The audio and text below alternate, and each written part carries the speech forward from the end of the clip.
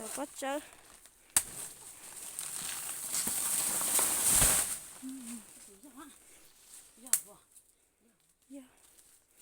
Đó bắt chơi muốn no.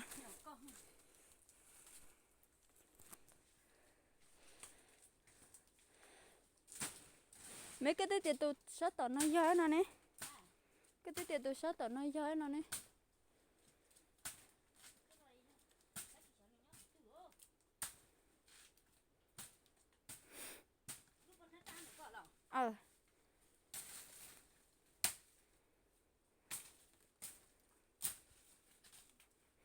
Thì cháu bó hùa.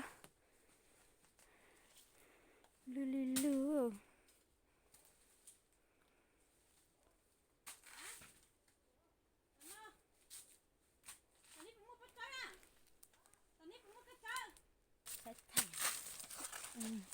Nó là gì bắt chơi rồi khỏi giờ nó nhiều bắt chơi mình Mấy lý coi họ mấy ấy bó mình nhỏ họ su ha.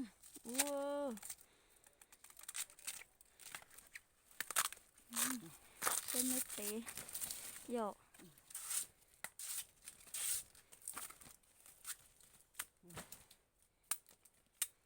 Vô Chắc phải nó bên gì ta.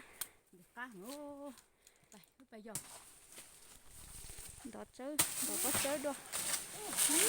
Đâu kìa. Chỉ bắt chơi.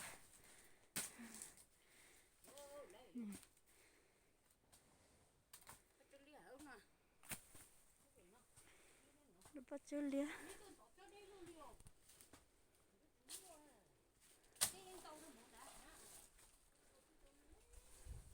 Để nó tối luôn đặt nó thế này.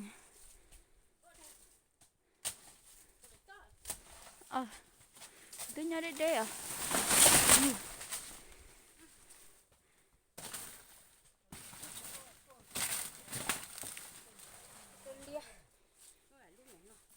Nó bắt chơi lia. Alo. Alo bắt chơi lia này. Chỉ này tao bắt chơi muốn nó. bắt chơi phải chín không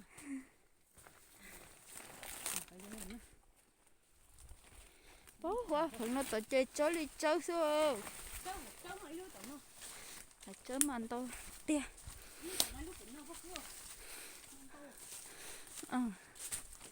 Cái tài sao thì chả chỉ mua nó.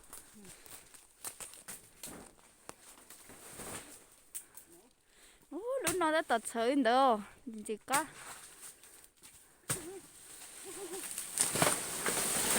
Đâu luôn.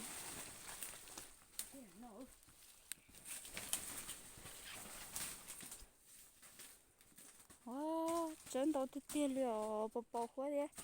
Chỉ bỏ rong ha.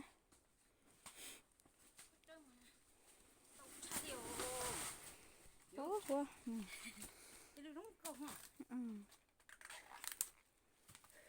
Tao chỉ nhớ đây thôi, sao nhớ đây mà.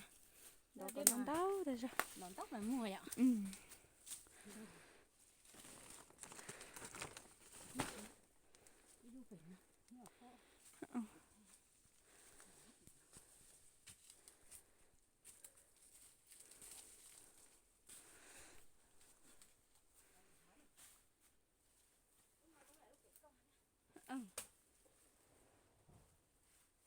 Bỏ khóa sư. Chỉ bỏ rong này. Vừa cho này vô lần đạn nó.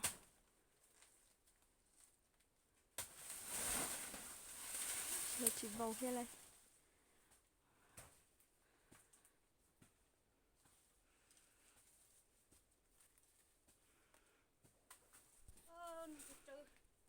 Nó sống luôn.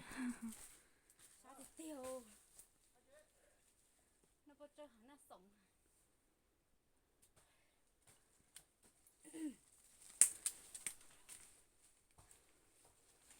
Cái này là mũ hả? Sao trời bay cũng. Dạ. Ôi trời trời một chân to tí tia liều. Bỏ khóa chỉ bỏ rong.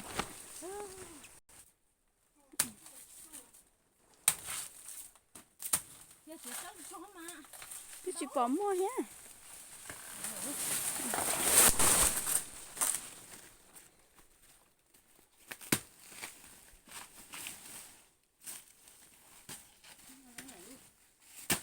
bật tay có thon nữa.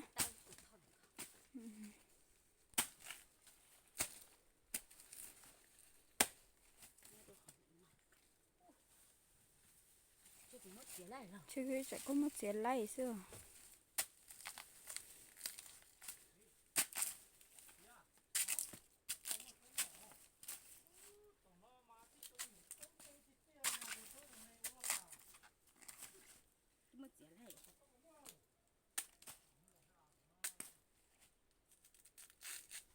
Xe lay mấy ai hả?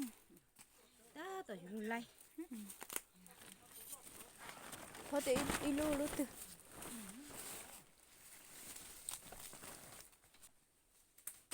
Lần đó lúc non xíu. Hút lúc nào vừa vào là phải nào quá. À, 진짜 까뻐. Mẹ, nhân tài. Ilu nhá tư. Bốn đo là.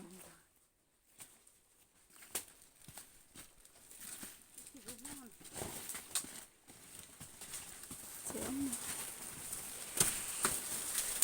Chưa có thì chưa.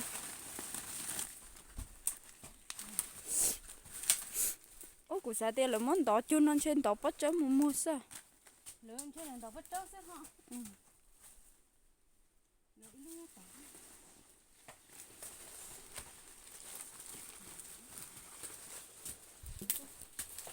Đỏ bắt chấm.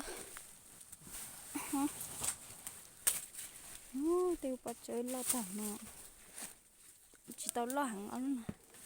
Có lúc mà chuột thế này. Cái tao có là. Không muốn tiền ha.